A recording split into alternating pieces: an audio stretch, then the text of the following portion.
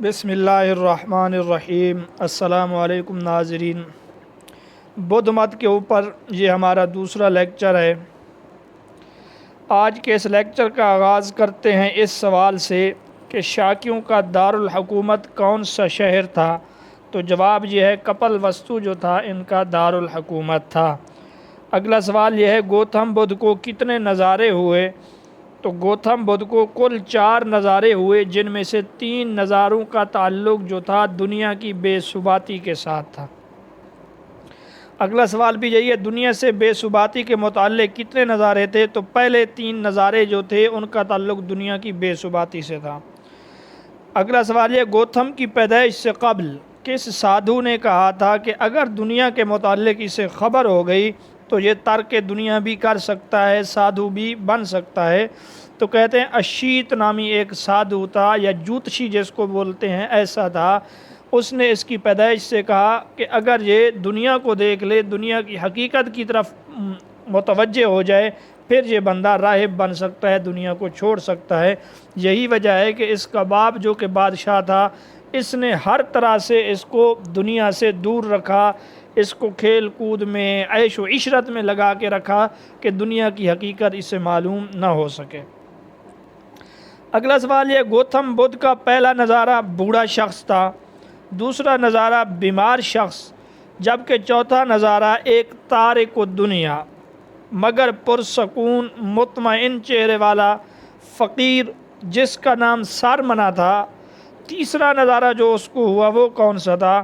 تو تیسرا نظارہ جو بدھ مت کو ہوا وہ ایک مردہ شخص کا تھا، یا اس نے ایک جنازے کو دیکھا جس کے ساتھ لوگ جا رہے تھے اور آہو بکا کر رہے تھے۔ تو بدھ نے سوچا کہ میں بھی اسی طرح بوڑھے کی طرح ایک دن بوڑھا ہوں گا، چلنے سے عاجز ہو جاؤں گا، لاٹھی کے سہارے چلوں گا۔ پھر جب اس کو دوسرا نظارہ جس میں بیمار شخص تھا تو اس نے سوچا کہ اس طرح میرے ساتھ بھی ہو سکتا ہے۔ پھر تیسرا نظارہ جو اس کو جنازے کا ہوا یا مردے کا ہوا، اس نے کہا ایک دن میں بھی مردہ ہو سکتا ہوں، مر جاؤں گا۔ اور جب اس نے چوتھا نظارہ کیا، فقیر کو دیکھا جو مطمئن تھا، جس کا چہرے سے سکون اور اطمینان کا واضح طور پہ پتہ چلتا تھا، اس نظارے کو دیکھ کر اس کو خوشی ہوئی۔ اگلا سوال یہ، بدھ مت میں 5 شیل یا 5 اخلاقی طاقتیں جو ہیں وہ کون سی ہیں؟ ان کا کچھ تذکرہ پہلے لیکچر میں بھی کر چکا ہوں۔ تو بدھ مت میں 5 اخلاقی طاقتیں یہ ہیں: کوئی کسی جاندار کو نہ مارے گا، جو چیز اسے نہ دی گئی ہو اسے نہ لے، اسی طرح جھوٹ نہیں بولے گا، شراب نہیں پیے گا، بدکاری نہیں کرے گا۔ ان 5 چیزوں کو بدھ مت میں 5 شل کہا جاتا ہے، اور بدھ مت کے ہر پیروکار کو، چاہے اس کا تعلق دنیا داروں کے گروہ سے ہو جس کو اپاسک کہتے ہیں، چاہے اس کا تعلق بھکشو سے ہو، ترک دنیا والوں سے ہو، ان 5 چیزوں پر عمل ضروری ہے۔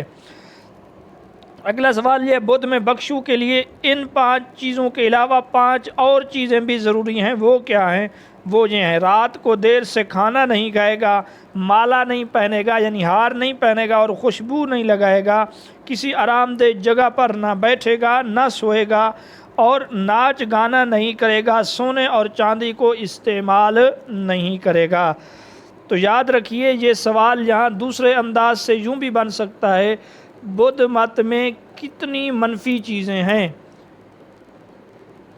تو وہ یاد رکھیے 10 منفی چیزیں ہیں جن پر عمل کرنا ایک بھکشو کے لیے ضروری ہے، اور 5 منفی چیزیں ایسی ہیں جن کے اوپر عمل کرنا یعنی جن سے بچنا ایک بھکشو کو بھی ضروری ہے، ایک دنیا دار کو بھی ضروری ہے۔ تو 5 شل کا تعلق دنیا داروں کے ساتھ بھی ہے، بھکشو کے ساتھ بھی ہے، اور 10 شل کا تعلق جو ہے وہ صرف بھکشو کے ساتھ ہے۔ اگلا سوال یہ، آبادی کے لحاظ سے بدھ مت دنیا کا کون سا مذہب ہے؟ تو یاد رکھیے دنیا کا چوتھا مذہب آبادی کے لحاظ سے بدھ مت ہے۔ بدھ مت دنیا کا چوتھا بڑا مذہب ہے۔ اگلا سوال، دھرم رام جی کا اسلوب کہاں کا سب سے بڑا اسٹوپا ہے؟ تو دھرم رام جی کا اسلوب، یہ اس کا نام ہے اسٹوپے کا، تو یہ ٹیکسلا یعنی ملک پاکستان میں جو ٹیکسلا کا شہر ہے وہاں سب سے بڑا اسٹوپا جو ہے وہ دھرم رام جی کا اسلوب ہے۔ اگلا سوال یہ بدھ مت کی تعلیمات میں کتنے سرگرم مراقبے ہیں؟ تو بدھ مت کی تعلیمات میں 4 سرگرم مراقبے ہیں۔ نمبر 1، جسمانی کثافت پر مراقبہ کرے۔ دوسرا، جوش حس کی پیدا کی ہوئی برائیوں پر، کہ حس کی جوش کی وجہ سے جو برائیاں پیدا ہوتی ہیں اس چیز کے اوپر مراقبہ ہوگا۔ اور تیسرا مراقبہ ہوگا خیالات کے عدم استقلال پر۔ اور چوتھا ہوگا ہستی کی حالتوں پر، کہ ہستی کی کتنی حالتیں ہیں، ان کو کہتے ہیں بدھ مت میں 4 سرگرم مراقبے۔ یاد رکھنے کی بات یہاں پر یہ ہے، اگر سوال میں آ جائے بدھ مت میں کتنے سرگرم مراقبے ہیں تو جواب ہوگا 4۔ اگلا سوال یہ، بدھ مت کی تعلیمات میں کوششیں کتنی شامل ہیں؟ کتنی کوششیں ضروری ہیں ایک بدھ مت کے ماننے والے کے لیے؟ تو کوششیں بھی 4 ہیں، مراقبے بھی 4 ہیں۔ وہ کوششیں کون سی ہیں؟ نئی برائی کو روکنے کی کوشش، یعنی برائی وجود میں نہ آئے۔ دوسری کوشش، موجودہ برائی یعنی جو وجود میں آ چکی ہے اس کو دور کرنے کی کوشش۔ اور تیسری کوشش ہے غیر موجود نیکی کو پیدا کرنے کی کوشش، جو نیکی ابھی تک موجود نہیں ہے اس کو پیدا کرنے کی کوشش کرے۔ اور چوتھی کوشش یہ ہے موجودہ نیکی کو ترقی دینے کی کوشش۔ تو یہ 4 کوششیں ہیں۔ اگلا سوال یہ، بدھ مت میں دینداری کے کتنے راستے ہیں؟ تو دینداری کے راستے بھی 4 ہیں۔ دیندار بننے کی خواہش، سب سے پہلے خواہش ہو تو بندہ آگے چل سکتا ہے۔ دیندار بننے کی خواہش کے بعد ضروری جد و جہد بھی ضروری ہے، کیونکہ صرف خواہش سے کام نہیں چلتا۔ اور جد و جہد کے بعد دیندار بننے کے لیے ضروری تیاری بھی کرے جو اسباب وغیرہ ہیں، اور دیندار بننے کے لیے تحقیقات بھی کرے۔ یہ 4 دینداری کے اصول ہیں۔ اگلا سوال یہ، بدھ مت میں کل اعلیٰ دانشیں کتنی ہیں؟ اعلیٰ قسم کی دانشیں بدھ مت میں 7 ہیں۔ پہلے 12 چیزیں ایسے سمجھو گزر چکی ہیں، 4 مراقبے، 4 کوششیں اور 4 دینداری کے راستے۔ 7 دانشیں کیا ہیں؟ ہمت، حافظہ، تصور، تحقیقات، کتب مقدس، نشاط، استراحت، سلیم الطبعی۔ یہ 7 اعلیٰ قسم کی دانشیں ہیں، ہمت ہو، حافظہ ہو، پھر تصور ہو، پھر تحقیقات ہوں وغیرہ۔ اگلا سوال یہ، گوتم بدھ نے 4 عظیم سچائیاں کب دریافت کیں؟ یہ 4 عظیم سچائیاں جن کے بارے میں میں پہلے لیکچر میں بتلا چکا ہوں، دکھ، سبب دکھ، پھر انسداد دکھ، یہ جو ہیں 4 عظیم سچائیاں ہیں، یہ اس نے کب دریافت کی ہیں؟ یہ اس نے نروان کی رات ان کو اس 4 عظیم سچائیوں کے بارے میں پتہ چلا۔ ان کو آرین ستیہ بھی کہا جاتا ہے ان 4 کو۔ اگلا سوال، بدھ مت کو نروان کب حاصل ہوا؟ تو رات کے پہلے پہر میں بدھ مت ماننے والوں کا کہنا ہے کہ ان کو مراقبہ کی حالت میں نروان حاصل ہوا۔ اگلا سوال، 4 عظیم سچائیوں کو کیا کہا جاتا ہے؟ تو آرین ستیہ بھی ان کو کہا جاتا ہے۔ اگلا سوال، نروان کا کیا معنی ہے؟ بدھ مت میں ایک اہم اصطلاح نروان ہے، بلکہ اگر بدھ مت کی بنیاد اور بدھ مت مذہب کی روح کے متعلق سوال ہو تو یہی نروان ہے۔ بدھ مت کا بنیادی فلسفے کے متعلق سوال ہو تو تب بھی یہی نروان ہے۔ تو نروان کا لغوی معنی ہے پھٹ پڑنا، تنسیخ کرنا۔ اگلا سوال کہ گوتم بدھ نے کسے لاسانی جزیرہ قرار دیا جو موت اور بے ثباتی کا خاتمہ ہے؟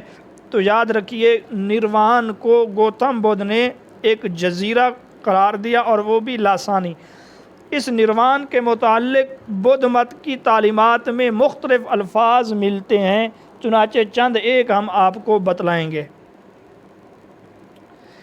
مثلا بدھ مت میں محفوظ کنارہ، مسرت کا ٹھکانہ، آسانی کا گھر، شہر مقدس، دکھ کا علاج، حقیقت کبریٰ، مسرت اعلیٰ جیسے الفاظ کس کے لیے بولے جاتے ہیں؟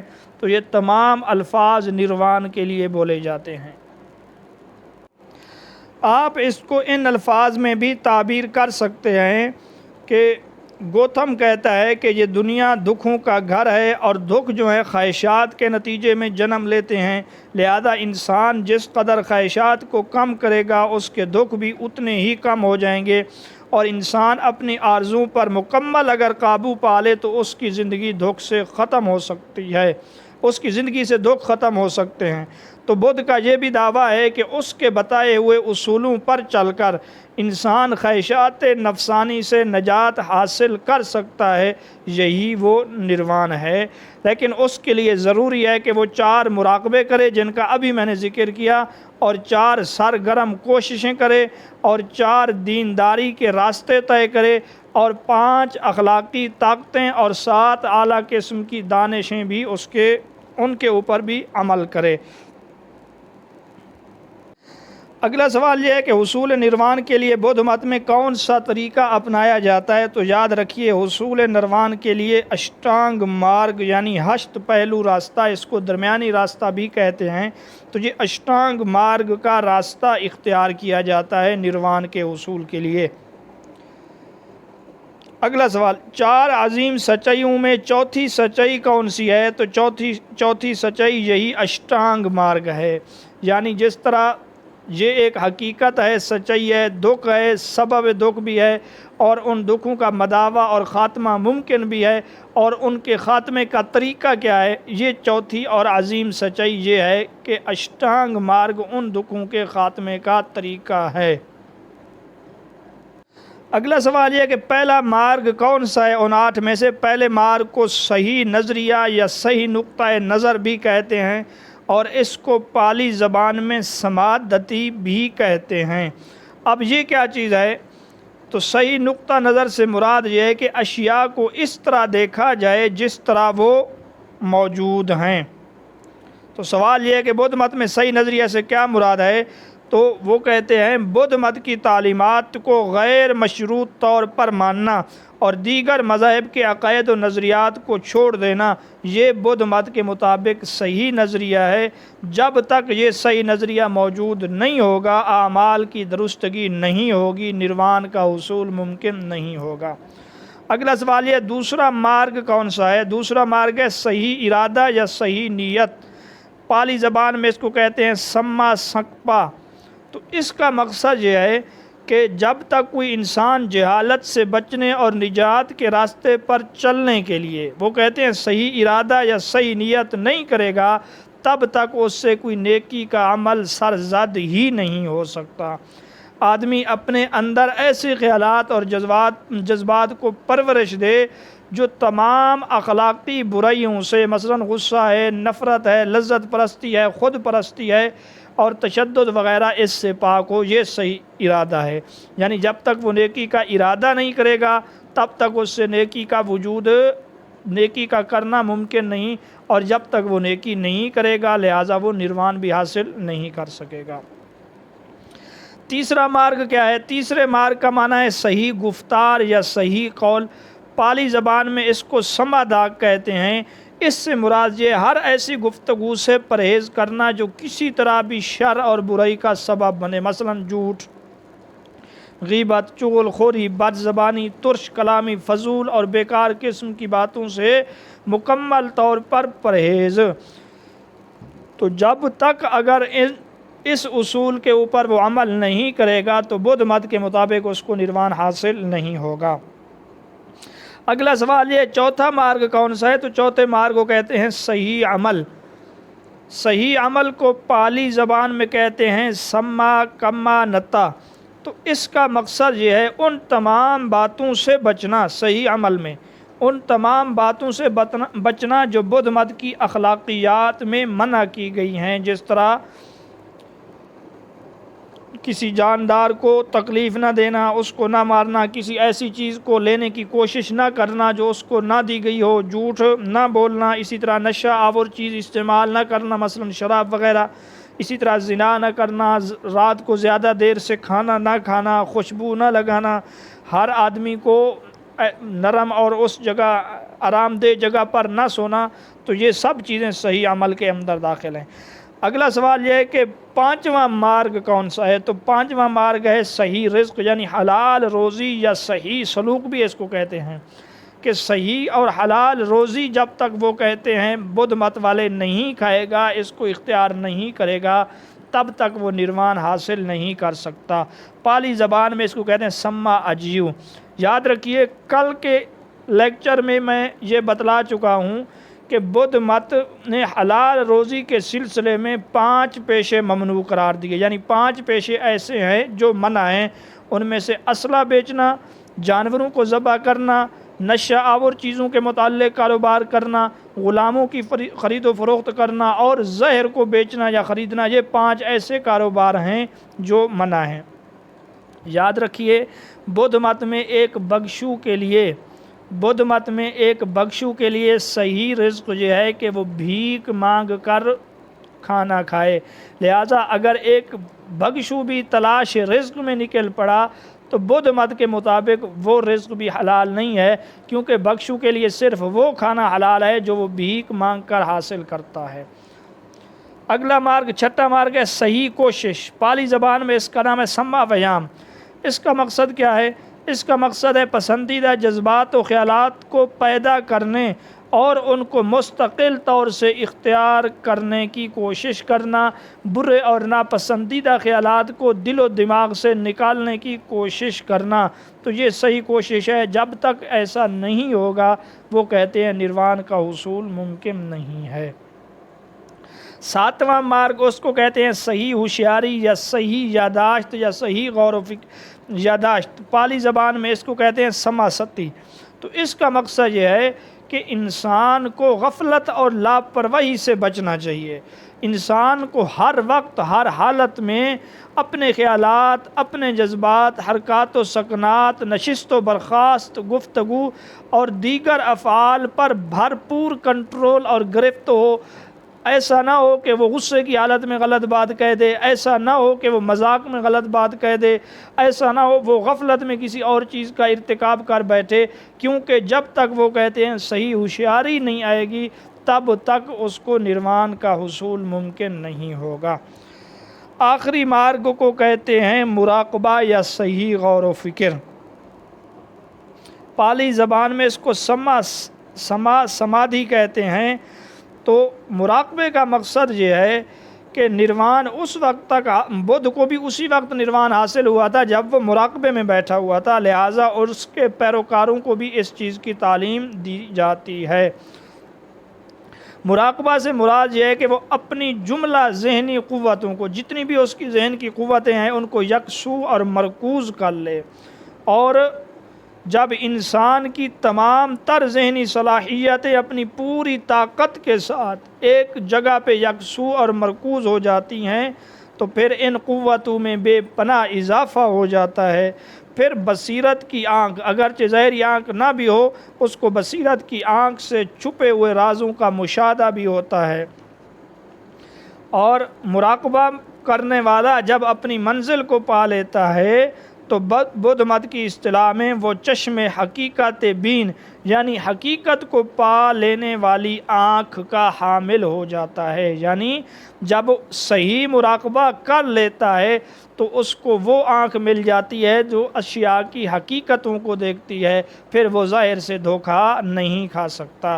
بہرحال یہ ہیں 8 مارگ جن کو اشٹانگ مارگ کہا جاتا ہے، 8 پہلو راستہ کہا جاتا ہے، ان کو درمیانی راستہ کہا جاتا ہے، ان کو وہ چیزیں کہتے ہیں کہ جن کے بغیر نروان کا حصول ممکن نہیں ہے۔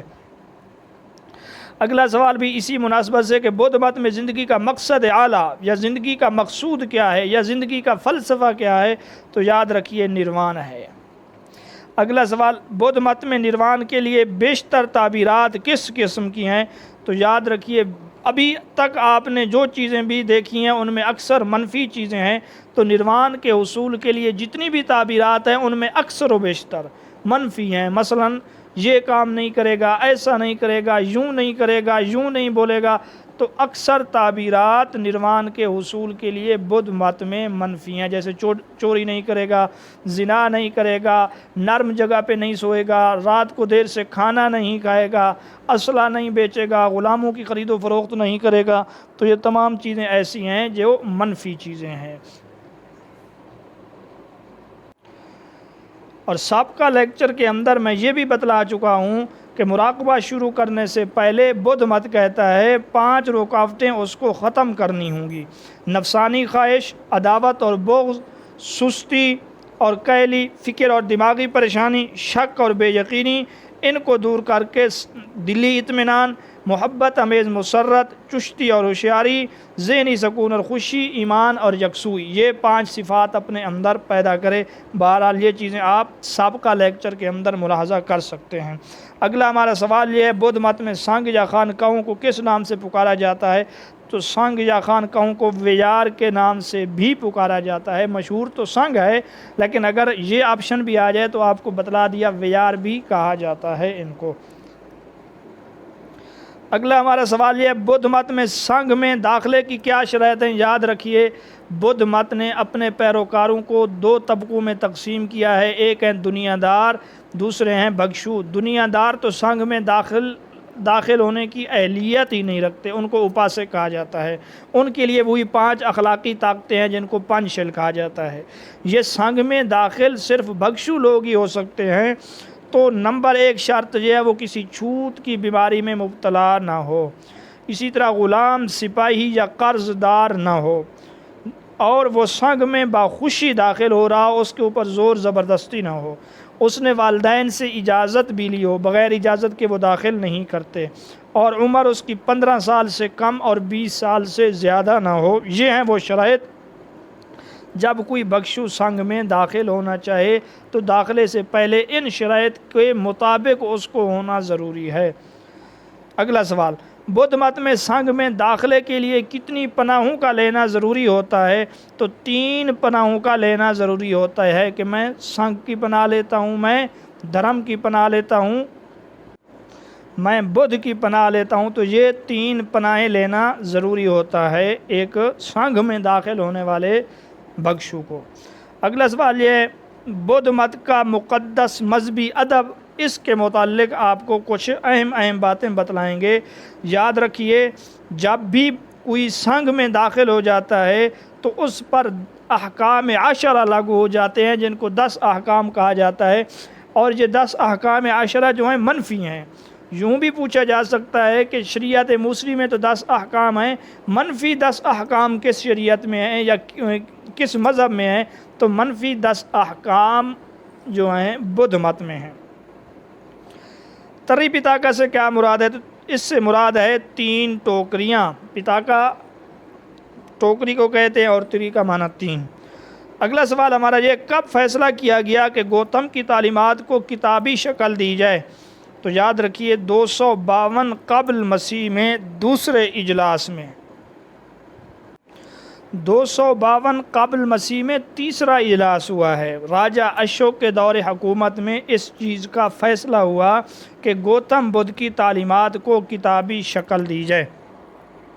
یہ دوسرا نہیں بلکہ تیسرا ہے، اس بات کو یاد رکھیے۔ اگلا سوال یہ، گوتم کے مذہبی ادب کو 3 حصوں میں تقسیم کیا گیا جن کو تری پتاکا کہا جاتا ہے، ان کی زبان کون سی تھی؟ یعنی کس زبان میں یہ لکھی گئی ہیں؟ تو یہ پالی زبان کے اندر لکھی گئی ہیں، یہ بات یاد رکھیے گا۔ اگلا سوال، راجہ اشوک کے بیٹے جس کا نام مہندرا تھا، اس نے ان کا ترجمہ کس زبان میں کیا؟ تو اس نے ان کا ترجمہ سنگالی زبان میں کیا۔ لنکا میں جا کے وہاں کے مقامی زبان جس کو سنگالی زبان کہتے ہیں، اس زبان میں اس نے ترجمہ کیا۔ پھر ایک راہب تھا جس کا نام تھا بدھ گھوش، جب وہ سری لنکا گیا تب اس نے سنگالی زبان سے دوبارہ ان کو پالی زبان میں ترجمہ کیا ہے۔ اب جو تری پتاکا موجود ہیں وہی بدھ گھوش نے جو پالی زبان میں ترجمہ کی تھی وہ والی موجود ہیں، پہلی والی ختم ہو چکی ہیں، اور اس نے جو ترجمہ کیا ہے یعنی بدھ گھوش نے، اس نے 420 عیسوی میں 420 عیسوی میں ایسا کیا۔ اگلا سوال یہ، سب سے پہلی کتاب کون سی ہے ان 3 میں؟ تو ان میں ونایا پتاکا ہے، اس کو وینا پتاکا بھی کہتے ہیں، ونایا پتاکا بھی کہتے ہیں، اور اس کا مصنف جو ہے نا پالی وینا اس کا نام ہے۔ وینا پتاکا کا معنی ہے ہدایت کی ٹوکری۔ اس کتاب میں اصول و ضوابط بیان کیے گئے ہیں ایک بدھ مت کے پیروکار کے لیے، کہ بدھ مت کا پیروکار کس طرح اپنی زندگی گزارے، اس چیز کے اصول و قواعد وضع کیے گئے ہیں، اور کل اس کتاب کے اندر ہیں 227 اصول و ضوابط، جن میں 4 زیادہ اہم ہیں۔ دوسری کتاب، اگلا سوال ہے، کس کتاب میں بدھ مت کے خطبات، مکالمات اور اخلاقی باتیں مذکور ہیں، یعنی براہ راست بدھ مت کی چیزیں موجود ہیں بدھ مت کے عقیدے کے مطابق، تو وہ ہے ستا پتاکا۔ یعنی ستا پتاکا کے بارے میں یہ کہا جاتا ہے کہ اس میں خود بدھ کے خطبات اور مکالمات موجود ہیں، اور اس کے مصنف بدھ کے شاگرد خاص جن کا نام انت تھا وہ ہیں۔ اگلا سوال، تیسری کتاب یا ٹوکری کون سی ہے جس میں بدھ کے بعد والے علماء کے نظریات درج ہیں، نیز فلسفیانہ ابحاث بھی اسی کتاب میں ہیں؟ تو تیسری کتاب رہ گئی ہے ابھی دھما پتاکا۔ تو بدھ علماء کے نظریات اور تعلیمات ہیں ان علماء کے جو گوتم بدھ کے بعد میں آئے ہیں۔ اگلا سوال ہے، دھم پت یا دھمپو کے کیا معنی ہے؟ یہ ابھی دھما پتاکا میں دھم پت کا معنی نیکی کا راستہ، تو چونکہ اس میں ایسی چیزیں بتلائی گئی ہیں اس وجہ سے اس کو دھما پتاکا بھی کہا جاتا ہے۔ اگلا سوال، ان کتابوں میں یا ان ٹوکریوں میں سب سے زیادہ اہمیت کسے حاصل ہے؟ تو ستا پتاکا کو حاصل ہے، کیونکہ اس میں وہ کہتے ہیں براہ راست گوتم کے خطبات، مکالمات اور تحریرات وغیرہ موجود ہیں۔ اگلا سوال یہ، بدھ مت کا دوسرا اجتماع کہاں منعقد ہوا؟ تو بدھ مت کا ایک اجتماع تو اس کی وفات کے فوراً بعد منعقد ہوا تھا، دوسرا ویسالی کے مقام پر گوتم کی وفات کے 100 سال بعد 383 قبل مسیح میں منعقد ہوا۔ اگلا سوال، کس اجتماع میں گوتم مذہب 2 فرقوں میں بٹ گیا؟ تو دوسرے اجتماع میں، اگرچہ اس کی بنیاد پہلے اجتماع سے رکھی جا چکی تھی، لیکن دوسرے اجتماع میں مکمل طور پہ گوتم بدھ 2 فرقوں میں تقسیم ہو چکا تھا۔ اگلا سوال، کتنے اختلافی نکات ایسے طے کیے جانے تھے، کتنے اختلافی نکات ایسے تھے جن کو دوسرے اجلاس میں طے کرنا تھا؟ تو 10 اختلافی نکات ایسے تھے جن کو طے کرنا تھا، لیکن اس کا نتیجہ 2 فرقوں پہ جا کے ختم ہوا۔ اگلا سوال، بدھ مت میں کل فرقے 18 سے زائد ہیں، ان میں مشہور فرقے کتنے ہیں؟ تو ان میں مشہور فرقے 2 ہیں، ہنایان اور مہایان۔ اگلا سوال، ہنایان کے لفظی معنی کیا ہے؟ ہنایان کے لفظی معنی کیا ہیں؟ چھوٹی گاڑی، چھوٹا پہیہ یا چھوٹا راستہ، یہ اس کے لفظی معنی ہیں۔ اگلا سوال، ہنایان فرقے کی کتابیں کس زبان میں ہیں؟ تو ان کی کتابیں پالی زبان میں ہیں۔ اگلا سوال، تری پتاکا کس فرقے کے نزدیک مقدس کتابیں ہیں؟ تو یاد رکھیے تری پتاکا جو ہیں ہنایان فرقے کے نزدیک مقدس کتابیں ہیں، مہایان والے ان کو مقدس نہیں مانتے۔ اگلا سوال، اب کچھ ان کے نظریات ہم سوال و جواب کی شکل میں بتلائیں گے، آپ کو پتہ چل جائے گا کہ ہنایان کے نظریات کیا ہیں اور مہایان کے نظریات کیا ہیں۔ کس فرقہ کے نزدیک گوتم خدا نہیں بلکہ انسان تھے؟ تو ہنایان فرقے والے کہتے ہیں گوتم ایک انسان تھے، انسان سے پیدا ہوئے، کوششوں کے بعد ان کو نروان حاصل ہوا، یہ کوئی خدا نہیں تھے۔ کس فرقے میں راہبانہ زندگی گزارنے کو ضروری سمجھتے ہیں؟ تو وہ فرقہ ہنایان فرقہ والے راہبانہ زندگی کو، دنیا سے ترک کو ضروری سمجھتے ہیں نروان کے حصول کے لیے۔ اگلا سوال، دوسرا فرقہ کون سا ہے؟ دوسرا فرقہ ہے مہایان، بڑا پہیہ، بڑی گاڑی، بڑا راستہ، اس کا معنی ہے۔ مہایان فرقے کی کتابیں کس زبان میں ہیں؟ تو یاد رکھیے ان کی کتابیں سنسکرت زبان کے اندر ہیں۔ ہمارا اگلا سوال ہے، کس فرقے نے گوتم بدھ کو الوہیت کا درجہ دے دیا، یعنی اس کو خدائی کا درجہ دے دیا؟ تو یاد رکھیے وہ مہایان فرقہ ہے، تو انہوں نے گوتم کے انسان ہونے سے انکار کر دیا، انہوں نے اس کو خدا اور الہ بنا دیا۔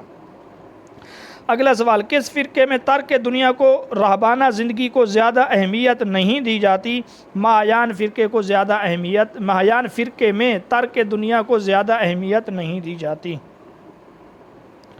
اگلا سوال یہ ہے، کس فرقے کے ماننے والے زیادہ ہیں؟ تو مہایان فرقے کے ماننے والے زیادہ ہیں، کیونکہ اس میں اتنی سختی نہیں ہے۔ اگلا سوال، کس فرقے کے نزدیک بدھ کی 3 صورتیں ہیں؟ تو جواب یہ ہے مہایان فرقے کے نزدیک بدھ کی جو ہے 3 شکلیں ہیں، 3 صورتیں ہیں، 3 صورتوں میں بدھ کا وہ کہتے ہیں ظہور ہوا ہے۔ ان 3 صورتوں کو کیا کہا جاتا ہے؟ ان 3 صورتوں کو تری کایا کہا جاتا ہے یا اشکال ثلاثہ۔ تو یاد رکھیے یہ آرین ستیا، تری ودیا، تری مورتی، تری کایا، یہ اس قسم کے الفاظ ان مذاہب میں ملتے ہیں۔ ان کے بارے میں انشاءاللہ الگ طور سے بھی بتائیں گے کہ تری ودیا سے مراد 3 وید ہیں، تری مورتی سے مراد ہندوؤں کے 3 خدا ہیں، آرین ستیہ سے مراد بدھ مت کے 4 عظیم سچائیاں ہیں، اور تری کایا سے مراد مہایان فرقہ کے نزدیک بدھ مت کی 3 شکلیں ہیں۔ اب وہ کون سی ہیں؟ بدھ مت کی پہلی صورت دھرم کایا ہے، اس کو کہتے ہیں دھرم کایا۔ اس کا کیا مطلب ہے؟ اس کا مطلب یہ ہے کہ وہ حقیقت اعلیٰ کا مترادف ہے۔ مختلف صورتوں میں تمام بدھ اسی جوہر بدھ کا مظہر ہیں، یعنی مقصد یہ ہے کہ جو حقیقت اعلیٰ ہے بدھ اس کا مترادف ہے۔ حقیقت اعلیٰ سے اس جگہ یوں سمجھیے کہ وہ الہ ہے، اور دنیا میں اور جتنے بڑے بڑے بدھ آئے ہیں یا بڑے بڑے بدھ مت کے علماء آئے ہیں وہ کہتے ہیں اسی بدھ کے مظہر ہیں، یعنی اوتار ہیں، جس طرح ہندو مت میں اوتار کا لفظ بولا جاتا ہے۔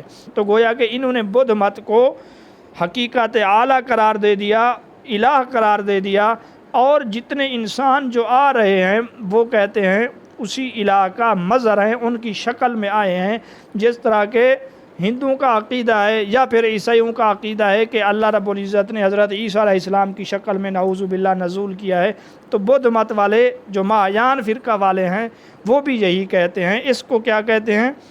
دھرم کایا۔ دوسری صورت کا نام ہے سمبھوک کایا۔ اس کا کیا مطلب ہے؟ تو اس کا مطلب یہ ہے کہ بدھ کی روح ملکوتی دنیا کی، ملکوتی دنیا سے مراد آسمانی دنیا، جنت اور دوزخ کی دنیا، وہ اس دنیا کی ہدایت کے لیے مخصوص نورانی بدھوں کی شکل و صورت میں ظاہر ہوتی ہے۔ یعنی بدھ کی روح ملکوتی دنیا کی ہدایت کے لیے مختلف جو نورانی بدھ آتے ہیں وہ کہتے ہیں ان کے اندر اسی گوتم کی روح ہوتی ہے۔ اور تیسری ہے جس کو کہتے ہیں نرمان، نروان نہیں بلکہ نرمان، اس میں وہ کہتے ہیں بدھ مادی دنیا میں آتا ہے۔ دوسری صورت میں تھا ملکوتی دنیا میں، تیسری صورت میں ہے کہ وہ مادی دنیا میں ظاہر ہوتا ہے نورانی بدھوں کی شکل و صورت میں لوگوں کی ہدایت کے لیے۔ اگلا سوال یہ بدھی ستوا کا تصور کس فرقہ نے دیا؟ تو اس کا تصور بھی مہایان فرقہ نے دیا۔ اگلا سوال یہ کس عقیدے کے مطابق بدھ مت میں شرک کو جنم دیا؟ کس عقیدے نے؟ تو بدھی ستوا کے عقیدے نے بدھ مت میں شرک کو جنم دیا، ورنہ اس سے پہلے شرک نہیں تھا۔ بدھی ستوا عقیدے کے مطابق کتنے بدھی ستوا تسلیم کیے گئے ہیں؟ تو جواب یہ ہے 3۔ میٹریا، اس کا معنی ہے رحم، یعنی اس کی مورتی صحت مند موٹے تازہ آدمی کی شکل میں جو ہنس رہا ہوتا ہے، اس کے ہاتھ میں پھول ہوتا ہے اور ہر پھول 1000 سال کو ظاہر کرتا ہے۔ اور دوسرے نمبر پہ منجوسری، یعنی مبارک اور حیرت انگیز اس کی مورتی، اس کی پیشانی پر 5 بل ہوتے ہیں جن سے گوتم کے عقل خمسہ کا اظہار مقصود ہے۔ اس کو گوتم کا نواں پیش رو بھی کہتے ہیں کہ یہ گوتم بدھ کا نواں پیش رو ہے۔ اور آخری نمبر پہ الوکیٹا، جو سب سے زیادہ محترم مکرم بدھی ستوا بھی ہے، کہتے ہیں یہ رحم اور مہربانی کا مجسمہ ہے، انسانیت کو مصائب سے نجات دلانے کے لیے ہمیشہ سرگرم رہتا ہے۔ اس کی پوجا بر صغیر میں 3 سے 12ویں صدی عیسوی تک عام تھی۔ تبت کے اندر اس کو دلائی لاما کہتے ہیں۔ اب آپ سوچ رہے ہوں گے کہ یہ بدھی ستوا کا مقصد کیا ہے؟ تو مہایان فرقہ نے اس کا مقصد یہ بیان کیا ہے، جو تصور دیا ہے، تو وہ کہتے ہیں کہ کائنات میں ایسی مقدس ہستیاں موجود ہیں جو بدھوں کی ولی عہد اور روحانی فرزند جو ہیں کی حیثیت سے مخلوقات کی رہنمائی اور دستگیری کے لیے کوشاں رہتی ہیں۔ یعنی کہ انہوں نے ماورا چیزوں کو اور ان کے تصور کو فروغ دیا ہے، اس وجہ سے ان چیزوں کی عبادت کی جانے لگی ہے، اسی کو وہ بدھی ستوا کہتے ہیں۔ ورنہ اس سے پہلے جو فرقے تھے یعنی ہنایان والے، وہ ان چیزوں کو نہیں مانتے تھے۔ یہ لوگ کہتے ہیں کہ کائنات کے اندر ایسی روحیں موجود ہوتی ہیں، ایسی چیزیں موجود ہوتی ہیں، ایسی مقدس ہستیاں موجود ہوتی ہیں جو مخلوق کی رہنمائی اور دستگیری کے لیے کوشاں رہتی ہیں، لہٰذا نروان کے حصول کے لیے ان روحانی طاقتوں کے سہارے کی بھی ضرورت ہے، ان کو بھی خوش کرنے کی ضرورت ہے۔ تو اس لحاظ سے گویا کہ انہوں نے شرک کا تصور دیا۔ پھر ان 3 بدھستووں میں انہوں نے کہا 3 زیادہ مشہور ہیں، ان تینوں کا تذکرہ گزر چکا ہے۔ پہلا کیا ہے؟ وہ کہتے ہیں میٹریا ہے، اس کا معنی رحم ہے، یہ بھی کائنات کے اندر موجود ہے۔ پھر انہوں نے اس کی مورتی بنا لی ہے، مورتی کی شکل یہ بنائی ہے کہ اس کے ایک ہاتھ میں پھول ہیں، اور پھولوں سے مراد یہ ہے کہ ہر پھول سے مراد 1000 سال ہے، اور اس سے وہ اس بات کی طرف اشارہ کرتے ہیں کہ گوتم 5 ارب 67 کروڑ سال کے بعد اس دنیا میں پھر سے آئیں گے۔ اسی طرح منجوسری ہے اور اسی طرح الوکیٹیا ہے۔ تو یہ تمام چیزیں بدھ مت کے فرقے مہایان نے فروغ دی ہیں۔ اگلا سوال یہ، افغانستان میں بدھ مت کس تاجر کے ذریعے پہنچا؟ تو بلیکا نامی تاجر جو گوتم کا مرید بن گیا، یہ افغانستان سے ہندوستان تجارت کرنے کے لیے گیا ہوا تھا، وہاں اس کا مرید بنا، اس کی تعلیمات سے متاثر ہوا، پھر افغانستان میں آیا اور اس کے مذہب کی تبلیغ اور اشاعت کی ہے۔ اگلا سوال، افغانستان کے کس وادی میں بدھ کے بڑے بڑے مجسمے بنائے گئے جو دنیا کے سب سے بڑے مجسمے تھے؟ تو اس وادی کا نام ہے وادی بامیان میں۔ 5ویں صدی عیسوی میں یہ مجسمے بنائے گئے، بعد میں طالبان حکومت نے یہ 2001 میں گرا دیے ہیں۔ اگلا سوال ہے، بلیکا نامی تاجر جو تھا گوتم کے کتنے بال افغانستان لایا جہاں اس نے بالوں کے لیے اسٹوپا بنایا؟ تو اس نے 8 بال وہاں سے لائے اور ان بالوں کا اس نے اسٹوپا بنایا ہے۔ اگلا سوال یہ، عورتوں کی سنگ میں شمولیت کے موقع پر بدھ نے کیا کہا؟ تو بدھ نے کہا کہ بدھ کا قانون 1000 سال چلتا، مگر اب عورتوں کی وجہ سے یہ قانون 500 سال چلے گا۔ اگلا سوال یہ، عورتوں کی تنظیم میں سب سے پہلے کس نے شمولیت اختیار کی؟ تو سب سے پہلے شمولیت اختیار کرنے والی بدھ کی بیوی یشودھرا ہے۔ اگلا سوال ہے، بدھ مت کیسا مذہب ہے؟ تو یاد رکھیے یہ ایک تبلیغی مذہب ہے۔ وہ کون سا قدیم مذہب ہے جس کا مقصد انسانوں کو عمل تناسخ سے بچانا اور دکھوں سے نجات دلانا ہے؟ تو وہ بدھ مت ہے۔ ہنایان اور مہایان کس زبان کے لفظ ہیں؟ یہ سنسکرت زبان کے لفظ ہیں۔ گوتم کس خاندان سے تعلق رکھتا تھا؟ تو کھشتری خاندان سے اس کا تعلق تھا۔ کس فرقے کا مذہب ہے کہ روح خدا اور خدا نام کی کوئی چیز نہیں، نہ ہی کوئی الہام نام کی کوئی چیز ہے؟ تو یہ بدھ مت کے فرقوں میں ہنایان فرقہ روح، خدا، الہام تمام چیزوں کے منکر ہیں۔ اگلا سوال ہے، کن کا عقیدہ ہے کہ گوتم نہ پہلا ستوا ہے نہ ہی آخری ستوا ہے، ان سے پہلے بھی ہیں اور اس کے بعد بھی آئیں گے؟ جنہوں نے بدھی ستوا کا تصور دیا تو یہ مہایان فرقہ کے نزدیک ہے۔ اگلا سوال ہے، ثقافتی یوہاسترا، ویمن 17، سورمنگا 17، لنکا وترا 17 کا کس فرقہ کی مقدس کتابیں ہیں؟ تو یہ نام ہے مہایان فرقے کی مقدس کتابیں ہیں۔ یاد رکھیے ہنایان کی جو مقدس کتابیں ہیں پالی زبان میں ہیں، اور مہایان فرقے کی جو مقدس کتابیں ہیں ان کے یہ نام ہیں، یہ چینی اور سنسکرت اور دیگر زبانوں میں ہیں۔